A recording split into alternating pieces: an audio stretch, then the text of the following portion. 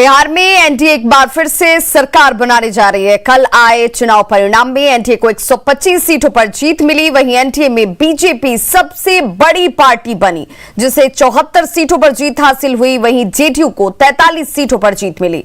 हम को 4 और वीआईपी को भी 4 सीटें हासिल हुई। हालांकि महागठबंधन ने भी कड़ी टक्कर दी। महागठबंधन को 110 सीटों पर जीत हासिल हुई है।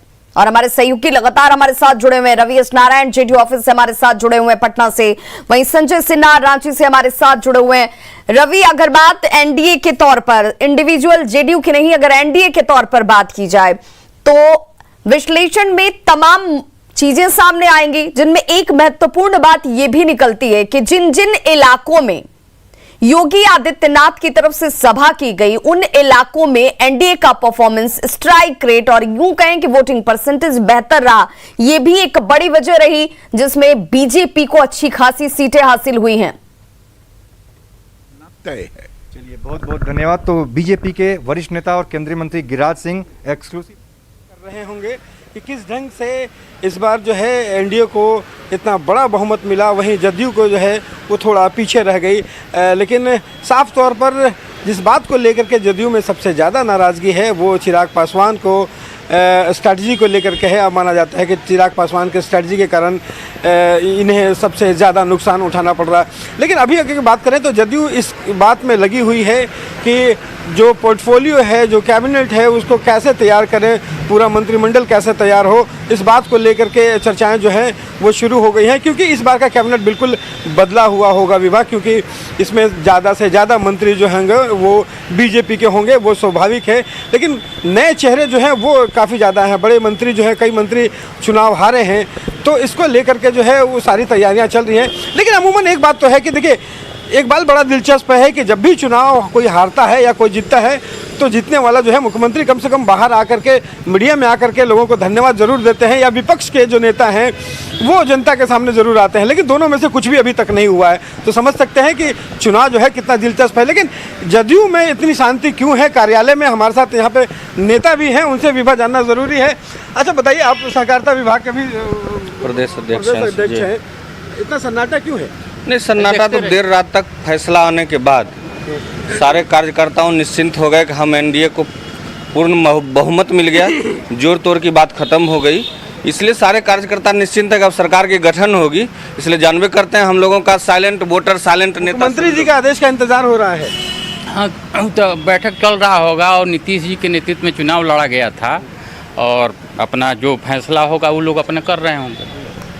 रवि, लेकिन जब जीत हासिल होती है ना तो तमाम थकावटें दूर हो जाती हैं। जब जीत हासिल होती है तो थकावट दूर हो जाती है, कहीं से भी रात और दिन का भान भी लोगों को नहीं होता है। लेकिन ये सचमुच इस बार के चुनाव परिणाम के बाद ऐसी तस्वीर पहली बार ही शायद बिहार में नजर आ रही है। जी बिल्कुल, और ऐसी तस्वीर बिहार विधानसभा के चुनाव में शायद पहले कभी किसी ने नहीं देखा होगा कि यहाँ पे रात के 12 बजे तक फैसला ना हो कि बहुमत किसको है, और उसके बाद अभी भी जो है उपापों की जो स्थिति है वो बनी हुई है। माना जा रहा है कि आरजेडी जो है वो आज फिर से हो सकता है कि चुनाव आयोग जाए और फिर से एक बार अपनी बातें रखें, क्योंकि लगातार इस बात को लेकर के आरजेडी बात कह रही है कि उनके साथ गड़बड़ी हुई है। हालांकि चुनाव आयोग ने कल ही साफ कर दिया था कि ऐसी कोई बातें नहीं है, जहां पर भी कन्फ्यूजन होगा उसे दूर किया जाएगा।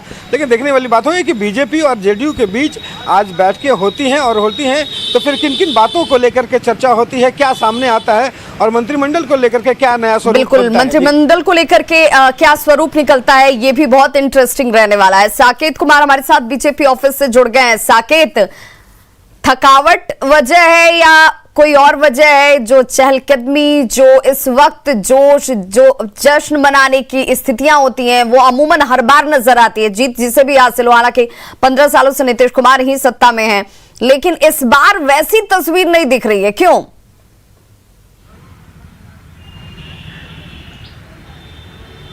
देखिए, बिल्कुल शांति तो निश्चित तौर पर है, लेकिन अब देखिए, क्योंकि कल जब एनडीए ने ये साबित हो गया कि अब एनडीए सरकार बिहार में बना रही है, उसके बाद आज बैठकों का दौर है। हमारे साथ प्रेमरंजन पटेल जी हैं, बीजेपी के प्रवक्ता हैं, अभी इनको मीटिंग के लिए यहाँ पर बुलाया गया है। क्या बैठक होने वाली है प्रेम जी, ये बताइए। अब आगे की तय करेंगे किस प्रकार से जो है और समीक्षा भी करेंगे कि कहाँ कहाँ क्या चूक हुई है। जो संख्या जितनी आनी चाहिए थे नहीं, हम लोगों का जो आशा था कि 3/4 सीटें आएगी, लेकिन फिर भी जो ऐसे कमी रहा है। लेकिन जनता को धन्यवाद देते हैं, बिहार की जनता ने हमारे ऊपर जो ऐसे विश्वास जताया पटेल जी से पूछिए कि कहीं इस आशा पे चिराग ने तो पानी नहीं फेरा है। लेकिन जी बिल्कुल, वो सवाल मैं ले लेता हूँ। प्रेम जी, आप लोगों ने अभी आपने कहा कि समीक्षा करेंगे कि हार में क्या चूक हुई, क्या आपकी आशा पर चिराग ने पानी फेरा, ये सवाल है? नहीं, देखिए, कोई किसी ने पानी नहीं फेरा है, लेकिन फिर भी कोई स्थानीय मुद्दा हो सकता है या कोई ऐसा विषय हो सकता है कि किस कारण से हम एनडीए घटक दल के रूप में चुनाव लड़ रहे थे। हमने पहले से तय किया था कि नीतीश कुमार के नेतृत्व में चुनाव लड़ेंगे। नीतीश कुमार का नेतृत्व को जिसको स्वीकार करना है वो हमारे साथ रहेंगे। लेकिन ये नहीं लगता कि चिराग आपके साथ होता तो ये जो जीत का अंतर है और बड़ा हो सकता था? अब ये तो बाद में देखा जाएगा कि क्या स्थिति रहता। हो सकता है कि चिराग के कारण जो है से कुछ नुकसान हुआ होगा, मैं ये मान सकता हूं। लेकिन जो आंकड़े हैं काफी कम जीत के हैं, वो एक वजह है क्या जेडीयू के खास करके? अब उसकी समीक्षा हम लोग करेंगे कि किस कारण से कौन सी चूक हो गई। जो कुछ सीटों पर हम और जीत सकते थे और कम अंतर के कारण हम जो है से किस लिए हार गए, तो ये तो देखने का कारण है पहले। लेकिन उसके बावजूद जो है से हम बिहार की जनता को बहुत बहुत धन्यवाद देना चाहते हैं। प्रेमरंजन पटेल जी से आखिरी एक सवाल पूछिए। साकेत, एक आखिरी सवाल पूछिए। शुरू से वो कह रहे थे, जब भी हमसे बातचीत होती थी तो वो ये एक बात कहते थे कि हमारे साइलेंट वोटर हैं, उनकी गणना आने दीजिए, उनको सामने आने दीजिए, इसलिए परिणाम बदल जाएंगे। क्या वो साइलेंट वोटर महिलाएं थीं?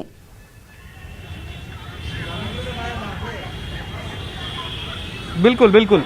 प्रेम जी, ये बताइए, आप लोग लगातार ये बात कहते थे कि साइलेंट वोटर हमारे साथ है, उसका जब उसकी मतों की गिनती होगी तब सब कुछ सामने आएगा। क्या ये जो साइलेंट वोटर था वो क्या महिलाएं थी जिसने एनडीए को वोट किया और आज एनडीए जीत रहा है? जरूर जरूर। महिलाओं को विशेष रूप से मैं धन्यवाद देना चाहता हूं। महिलाओं का जो है से लोगों को मन में एक आशंका थी कि ऐसा नहीं कि फिर जो ऐसे महागठबंधन आ जाएगा, राजद आ जाएगा। जिस प्रकार का माहौल था वही माहौल होगा। महिलाएं सबसे ज्यादा शराबबंदी को लेकर करके या उनके लिए जो काम किए गए थे, पढ़ाई से लेकर करके पोशाक, साइकिल योजना जो लड़कियों के लिए था, बेटी बचाओ बेटी पढ़ाओ ऐसा केंद्र सरकार का, उसके अलावा उनके खाते में, जनधन खाते में पैसा डालना, उज्ज्वला योजना का महिलाएं थी। तो साइलेंट वोटर महिलाएं भी थी और दबे कुचले शोषित समुदाय के जो कमजोर तबके के लोग थे वो भी थे। उन लोगों का भी समर्थन हम लोग को विशेष तौर पे प्रेमरंजन पटेल जी से ये भी पूछिए कि अब जब मंथन होगा, अब जब बातचीत होगी तो पोर्टफोलियो के साथ साथ इस बात पर भी चर्चा होगी कि रोजगार ये बहुत बड़ा मुद्दा इस बार बना था और इस पर बहुत अच्छे तरीके से काम करने की जरूरत है।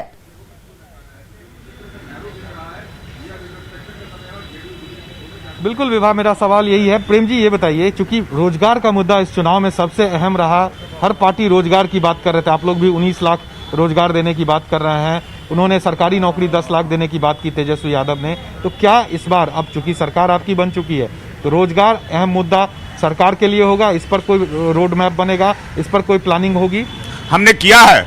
हमने जो संकल्प पत्र जारी किया है उस संकल्प पत्र में हमने कहा है कि मेरा 5 सूत्र होगा: गांव, शहर, शिक्षा, उद्योग और कृषि का विकास, और एकमात्र है बिहार का विकास। इसके साथ साथ जो है से हम रोजगार के अवसर पैदा करेंगे। 9 संकल्प हमारे लिए गए हैं और उन 9 संकल्पों में हमारा रोजगार सबसे प्रमुख मुद्दा होगा। हमने कहा है कि हम जो ऐसे फार्मर्स प्रोड्यूसर ऑर्गेनाइजेशन के माध्यम से 1000 किसानों के समूह को बनाने का काम करेंगे। 1000 किसान। चलिए, बड़ा विश्वास है इन तमाम बातों पर विश्वास है। और आखिर में एक और छोटा सा सवाल, लेकिन जवाब जरूर चाहूंगी कि साकेत, आप प्रेमरंजन पटेल जी से पूछिए कि आपके मुख्यमंत्री कैंडिडेट नीतीश कुमार जीत मिल गई आपको, बहुमत का आंकड़ा आपके पास आ गया, लेकिन आप मीडिया के सामने क्यों नहीं आ पाए?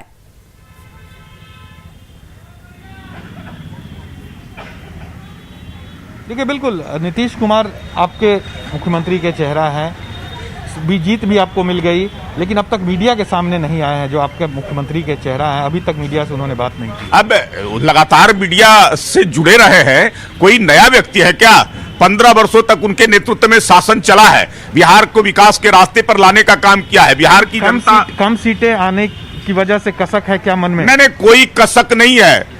कम बेसी नहीं होता है। एनडीए घटक यहां चुनाव लड़ रहा था और एनडीए का मतलब होता है सब साथ मिलकर के लड़ना। हम अगर 125 सीटों पर जीत हासिल किए हैं तो वो पूरा एनडीए हासिल किया है, कोई पार्टियां नहीं। पूरी तरह से हम लोग एकजुट होकर चुनाव लड़ रहे थे। कार्यक्रम, शपथ ग्रहण का कार्यक्रम क्या होगा, कुछ रोड मैप बना है? कैसे होगा? अब तय होगा। हमारे जो केंद्रीय नेतृत्व के हैं, प्रदेश नेतृत्व हैं और जो पार्टियां हैं, उन पार्टियों से साकेत, अंत भला तो सब भला, ये कहा था नीतीश कुमार ने। अंत भला तो सब भला, जनता ने अंत भला किया है। अब जनता के सामने आकर जनता को धन्यवाद तो कहना चाहिए, उन साइलेंट वोटर को धन्यवाद तो कहना चाहिए।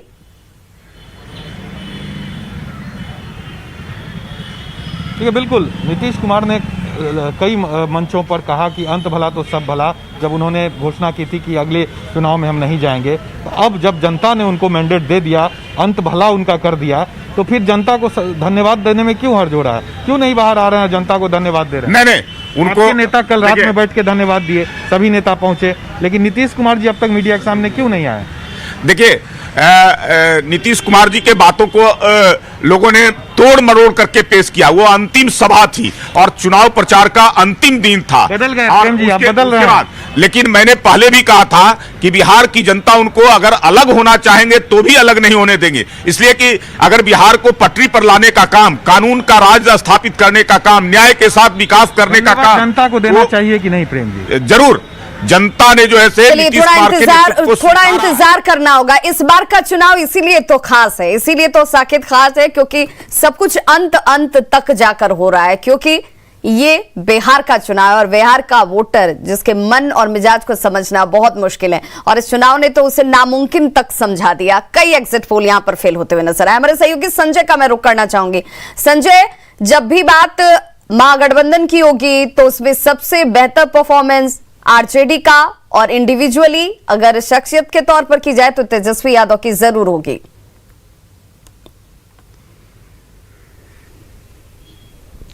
बिल्कुल बिल्कुल विवाह। और जहां तक बात है चुनाव परिणाम की, लालू प्रसाद एक तपे तपाए नेता हैं। चुनाव को लेकर जो परिणाम आए हैं उसको लेकर चिंतित और परेशान जरूर हो सकते हैं, लेकिन हताश नहीं। उन्होंने राजनीति की जमीन भी देखी और आसमान भी देखा है, लिहाजा वो चुनाव परिणाम से और जो भी आगे की जो रणनीति होगी उसमें जुट गए होंगे और उनका दिमाग वहाँ चल रहा होगा। और जो चुनाव परिणाम कल की बात उनके लिए हो चुकी है, क्योंकि वो लंबा उन्होंने एक राजनीतिक उनका इतिहास रहा है। और हमारे साथ जो स्मिता लकड़ाम, उनसे बात करेंगे कि क्या लालू प्रसाद जी इस समय जो चुनाव परिणाम आए उनसे वो चिंतित है, क्या हताश भी होंगे, ऐसा कुछ? नहीं, देखिए, लालू जी का चिंतित होना मान सकते हैं, पर हताश होने वाले वो पर्सनालिटी ही नहीं है। आज तक उन्होंने कभी भी हार नहीं मानी है जीवन में, और वो बढ़ते ही रहे हैं हमेशा, चाहे परिस्थिति जो भी रहा हो। और दूसरी बात है कि जिस तरह की लड़ाई हुई है, जिस तरह का इलेक्शन लड़ा गया है इस बार, उससे ये तो साफ जाहिर हो रहा है कि एक तो मेजॉरिटी पार्टी के तौर पे, मतलब सिंगल लार्जेस्ट पार्टी के तौर पे उभरी है आरजेडी, और नेतृत्व पे जो क्वेश्चन मार्क उठाया जा रहा था वो भी रॉन्ग प्रूव हो गया है, क्योंकि तेजस्वी जी ने। संजय, जरा स्मिता लकड़ा से ये भी पूछिए कि क्या कांग्रेस को 70 सीटें देना नुकसान कर गया आरजेडी को, महागठबंधन को? जो क्वेश्चन थे और जो भी था उनके अगेंस्ट जी बिल्कुल, वो गलत साबित हो गया। एक सवाल है आपके लिए, क्या कांग्रेस को 70 सीटें ज़्यादा, जैसी चर्चा हो रही थी हमारे आपके बीच में, ये कांग्रेस को 70 से ज़्यादा सीटें देना क्या नुकसान कर गया आरजेडी को? देखिए, इलेक्शन से पहले जो भी जिस तरह से डिस्ट्रीब्यूशन हुआ था वो सारा कुछ सोच समझ के ही किया गया था पार्टी के द्वारा।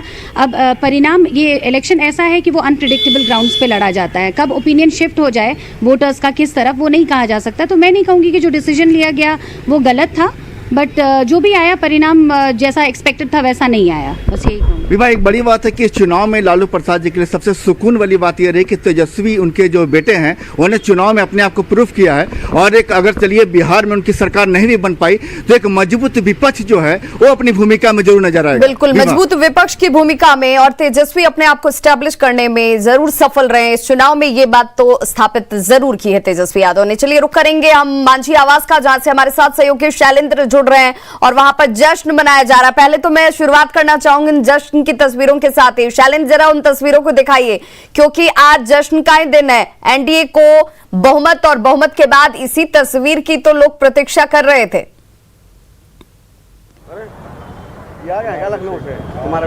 बिल्कुल, हम सीधी तस्वीर दिखाएंगे जीतन राम मांझी के आवास के बाहर की कि किस तरीके से यहाँ पर जश्न मनाया जा रहा है। और कुछ ही देर में यहाँ पर चंद मिनटों में जीतन राम मांझी पहुँचेंगे और उनके स्वागत के लिए देखिए यहाँ पर बड़ी संख्या में जो लोग हैं, उनके पार्टी के जो कार्यकर्ता हैं, वो लोग मौजूद हैं और लगातार सुबह से ही ये लोग जीतन राम मांझी का इंतजार कर रहे हैं। दानिश रिजवान हमारे साथ है। बड़ी जीत आप लोगों की भी है, क्योंकि साथ में 4 सीटें। ये जीत निसंदेह बिहार की जनता की जीत है। बिहार की जनता को हमारे ऊपर में भरोसा था और वही हुआ है। हमें मालूम था कि बिहार की जनता माननीय मुख्यमंत्री नीतीश कुमार जी के विकास के साथ खड़ी है और विकास के सहारे, विकास के नाम पर हम जनता के बीच में गए थे। बड़ा जनादेश मिला है और निश्चित तौर पे जीतन राम मांझी जी किंग मेकर की भूमिका में है। हमारे कार्यकर्ताओं में जोश है, जुनून है और आप देख रहे हैं कि कार्यकर्ताओं में कितना उत्साह है। ये उत्साह बता रहा है कि हमारे कार्यकर्ताओं ने जमीन पर जाकर किया है, जिसका नतीजा है कि एनडीए को भारी बहुमत मिला है और हम मजबूती के साथ जिस जो काम अधूरे रह गए थे उनको पूरा करने की कोशिश करेंगे। शैलेंद्र, जरा दानिश से ये भी पूछिए, दानिश से जरा ये भी पूछिए कि अब तेजस्वी को इस बात का मलाल हो रहा होगा कि काश मैं जीतन राम मांझी जी को रोक लेता, काश मैं मुकेश सहनी जी को रोक लेता तो मेरे परिणाम कुछ और होते।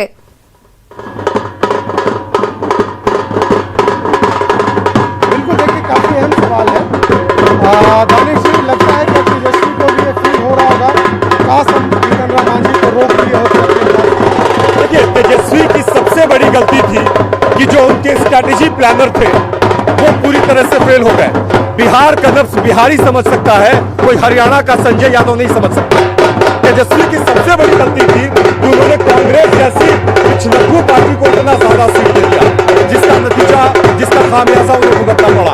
तेजस्वी जी ने सबसे बड़ी और गलती करी कि जीतन राम मांझी जी को, मुकेश सहनी जी को, उपेंद्र कुशवाहा जी को कमजोर समझा और एक विदेशी चिड़िया को मजबूत समझा।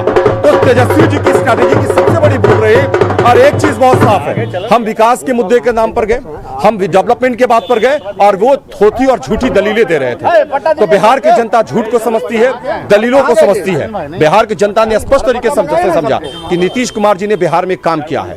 बिहार की महिलाओं ने यह बात बता दिया कि अगर वो सुरक्षित बिहार की सड़कों पर घूम रही हैं तो ये नीतीश कुमार जी की देन है, जिसका नतीजा था कि हमें पूर्ण बहुमत मिला है।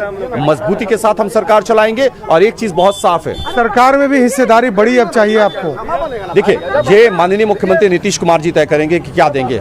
जो देंगे हमें स्वीकार है। हमारे नेता ने स्पष्ट तरीके से कहा है। मांझी जी की मुलाकात नीतीश जी से होगी क्या आज मांझी जी की मुलाकात नीतीश जी से होगी क्या? हम उनका स्वागत करेंगे और हम वैसे ही हैं। हमें 7 सीट भी मिला तो हमें कोई गुरेज नहीं था, कोई शिकवा नहीं था। बिल्कुल, हम दानिश रिजवान से पूछते हैं, शायद इनके पास अभी जानकारी आई हो, क्या जीतन राम मांझी की मुलाकात नीतीश कुमार से भी आज होनी है? क्या आप लोगों ने कोई विधायक दल की बैठक की बुलाई है? क्या तैयारी है, आगे की क्या रणनीति? देखिए, निसंदेह नीतीश कुमार जी से हमारे नेता मिलने जाएंगे।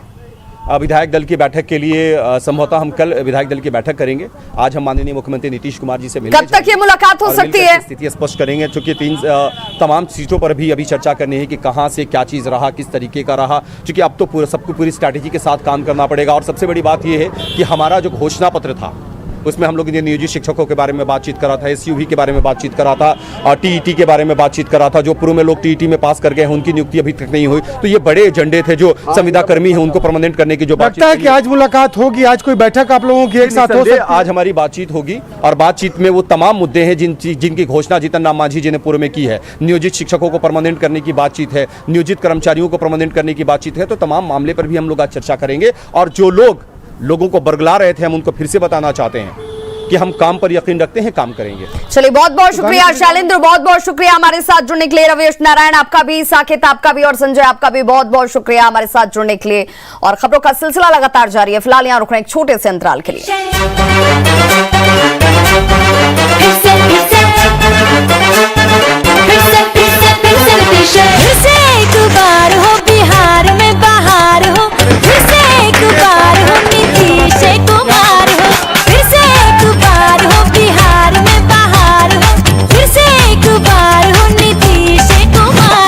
अंत भला तो सब भला। जिनके जैसा